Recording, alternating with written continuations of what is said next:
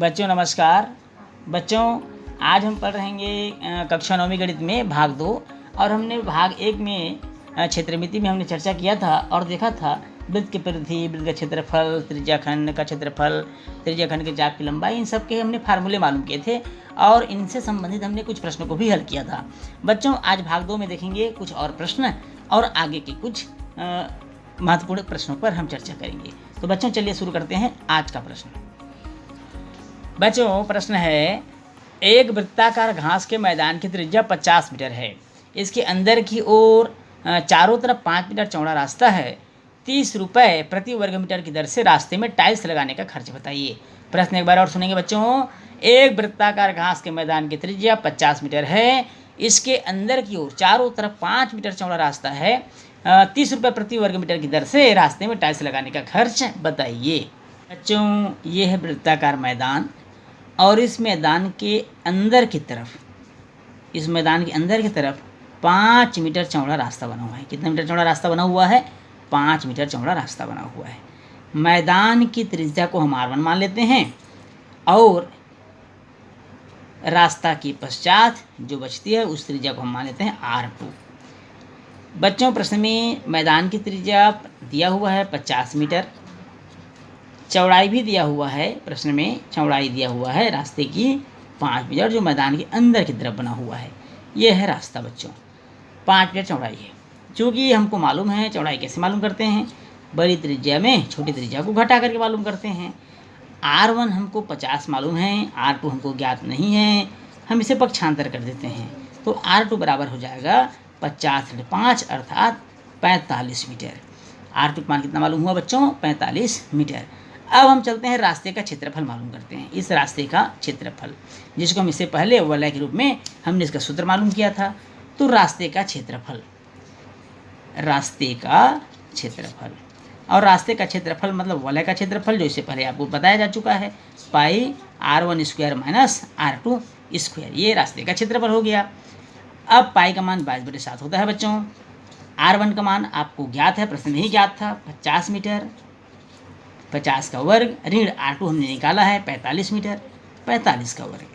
अब यहाँ पर इसको सरल करने के लिए हम क्या करेंगे, A² माइनस B² का फार्मूला लगा देंगे। अर्थात एक बार प्लस के रूप में लिखेंगे 50 धन 45 और एक बार माइनस के रूप में लिखेंगे 50 ऋण 45। A धन B और A ऋण B का हमने यहाँ पर फार्मूला लगा दिया है। अब क्या करेंगे, जोड़ देंगे पहले 50 और 45 को तो हमको मिलेगा 95 और 50 में 45 घटा देंगे तो हमको प्राप्त होगा 5। अब इस तरह से 22 × 95 × 5 करने के बाद जब 7 से हम भाग करेंगे तो 1492.85 लगभग वर्ग मीटर इसका हमको क्षेत्रफल मालूम होगा।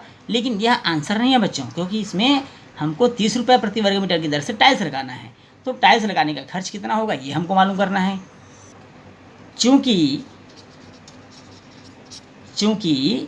प्रति वर्ग मीटर टाइल्स लगाने का खर्च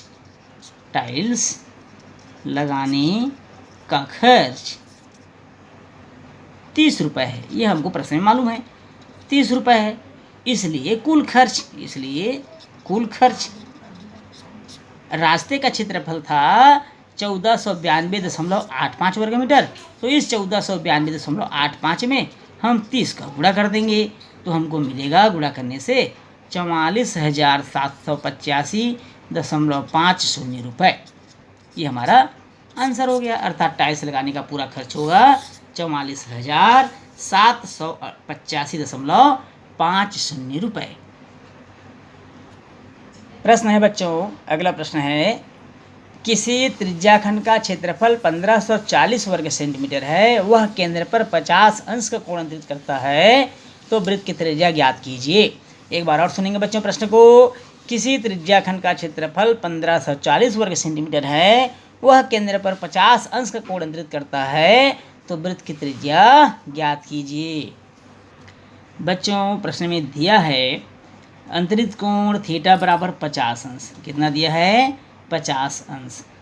प्रश्न से त्रिज्याखंड का क्षेत्रफल आप लोग को बताया गया है।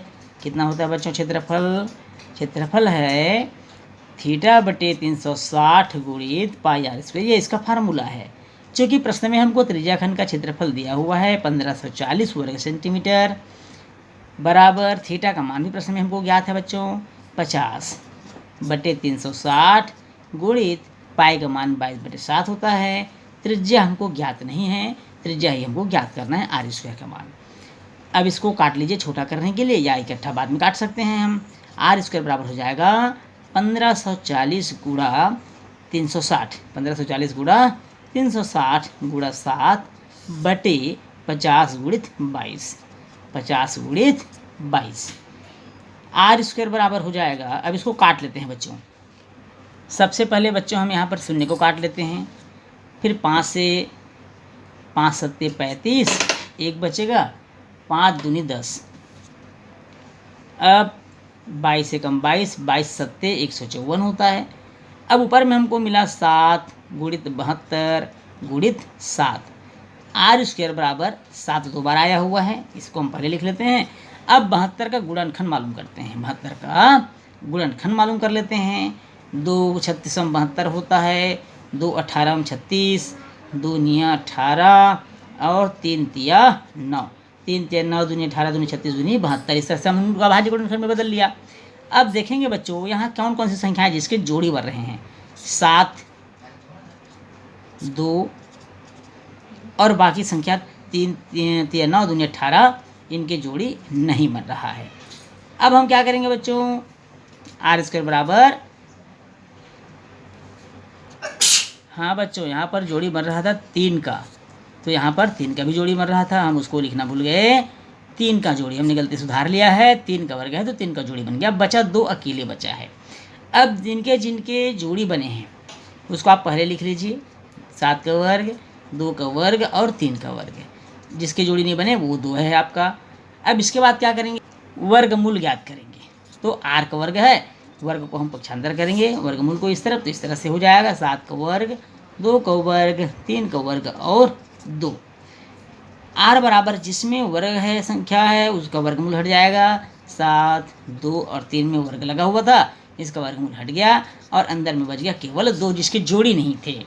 आर बराबर हो जाएगा 7 दूनी 14, 14 तिया 42, 42 करड़ी 2 सेंटीमीटर। अब हमारा प्रश्न था बच्चों, प्रश्न क्या था कि वृत्त की त्रिज्या ज्ञात कीजिए। तो वृत्त की त्रिज्या कितनी होगी, 42 करड़ी 2 सेंटीमीटर। कितना होगा, 42 करड़ी 2 सेंटीमीटर।